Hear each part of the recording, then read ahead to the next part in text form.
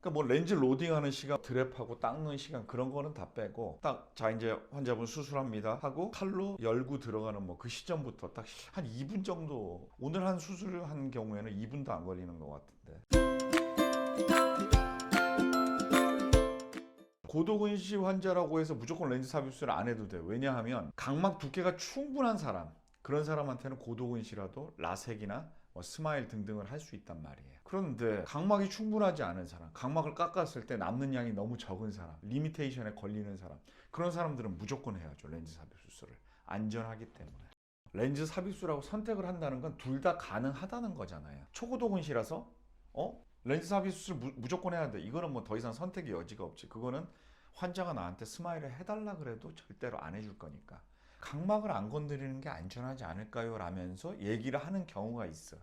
그럴 경우에는 환자의 정신 건강을 위해서 그냥 렌즈 삽입 수술을 하라고 해요. 근데 난시를 교정을 좀 많이 해야 되는데 뭔가 렌즈가 돌 것 같은 기분도 들고 그럴 때에는 스마일을 하라고 얘기를 하죠. 설득은 하죠. 이거 너무 간당간당하니까 위험하지 않을까요? 대부분 요즘 환자분들은 그런 경우에는 의사가 하지 않는 대로. 단점은 비싸다는 거. 렌즈 가격이 비싸기 때문에 환자가 부담이 갈 것이고, 장점은 시력의 질이 너무 좋다는 거. 각막을 갖다가 연마하는 수술, 라식이나 라섹, 그리고 스마일 이런 것들은 뭔가 파괴를 하게 되고 왜곡시키잖아. 그러다 보니까 뭔가 그 대비감도도 떨어지고 안구건조증도 좀 있을 수 있고, 이건 전혀 그런 게 아니라 그냥 그 해부학적인 구조 그대로 해서 렌즈만 눈 안에다가 삽입시키는 거기 때문에 굉장히 만족도가 높죠. 시력의 질도 좋고.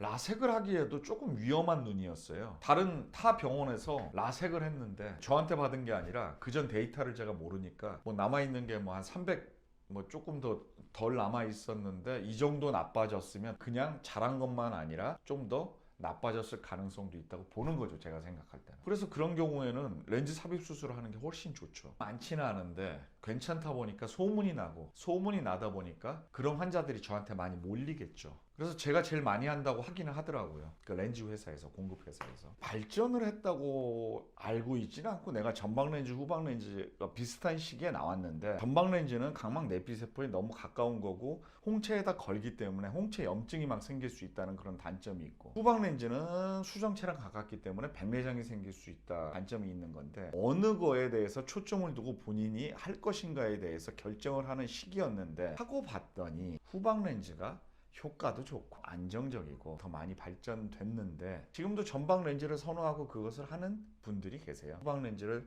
저처럼 선호하는 분들이 계시고, 콜라보라는 게 굉장히 바이오스타틱하다고 하죠. 생체 적합하고 생체에서 안정적이란 말이에요. 우리 몸에 뭔가 들어왔을 때는 면역세포가 반드시 공격을 해요. 면역세포가 공격을 하게 되면 염증이 생기고, 그 염증 반응 때문에 뭐 달라붙는다던가 조직이 꾸겨진다던가 하여튼 피해를 본단 말이에요. 그런데 이 ICL은 면역세포가 인식을 못해. 아, 이게 내 거다. 이게 남의 거다. 그걸 인식을 못하고 그냥 원래 있었던 사람의 조직인가 보다 하고 면역세포가 생각을 하기 때문에 전혀 면역세포가 공격을 하질 않아. 그러다 보니까 아무 문제도 없고 염증 반응도 안 생기고 10년이 지나도 조직이 유착이 되지 않기 때문에 그냥 꺼내면 쓱 꺼낼 수 있다. 그래서 콜라모란 재질이 굉장히 비싼 재질이에요.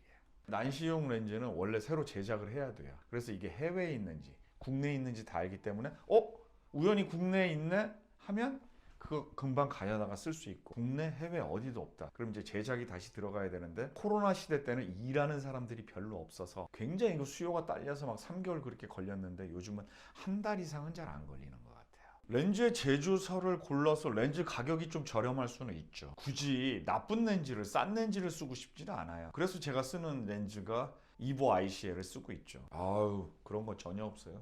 수술한 다음 날부터 뭐 운동도 다 하고 세수도 하고 머리도 감고 다 합니다. 단 수술이 빨리 깔끔하게 끝나야겠죠. 예. 건조증 뭐 렌즈 삽입해도 뭐 전혀 무리가 없죠. 각막을 연마하는 수술들은 건조증이 유발되기 때문에 렌즈 삽입 수술이 훨씬 더 좋지. 특히 라식 같은 경우에는 이제 플랩을 만들어야 되니까 주변에 있는 신경도 절단되고 그런단 말이에요.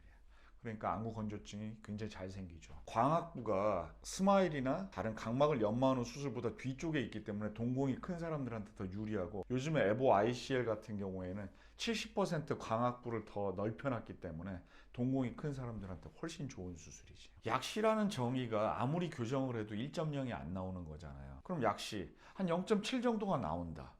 그러면 렌즈 삽입 수술을 해서 0.7까지는 나올 수 있겠죠. 과연 눈을 갖다가 손가락 위에다 얹어가지고 이렇게 누르면서 자는 사람이 몇 명이나 될까요? 근데 이마 정도 이렇게 뭐 해서 엎드려 자는 게 큰 문제는 안 되겠죠. 테니스나 주짓수나 권투하다가 렌즈 삽입 수술한 사람이 잘못됐다. 우리가 렌즈 삽입 수술할 때 그 렌즈를 보면 이렇게 쭉쭉 늘어난다고 탄력성이 굉장히 좋아. 각막을 열고 들어간 사이에서도 더 열지 않고 그냥 쭉 뽑으면 뽑아진단 말이야. 과연 어느 정도 충격을 먹어야지 눈이 잘못될까? 난 거의 불가능하다고 보는데.